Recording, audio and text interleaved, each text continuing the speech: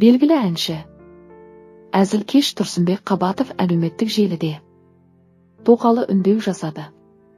Бұл бір жұмбақ болған еді. Алайда шынымен де рас болып шықты. Әлеуметтік желіде барлық халықтан кешірім сұрады. Менің айтпасқа шарам жоқ. Алайда Мөлдір ханымнан қысым күшейді.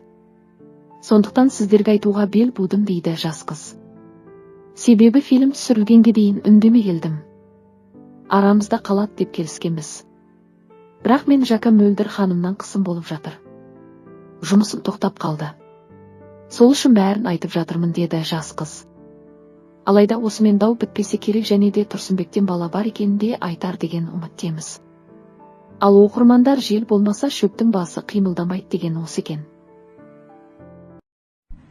Мен мынау дүйім жұрттан, дүйім халқымнан кешірім сұраймын.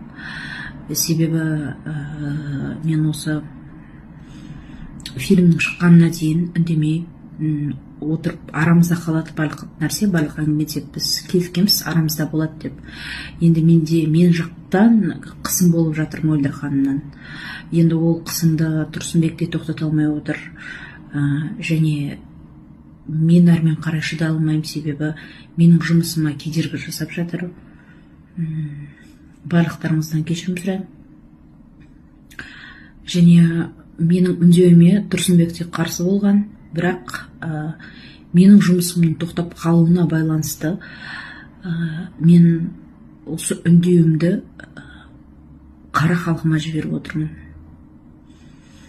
Біз негізі фильмді күткенбіз, сосын айтамыз деп.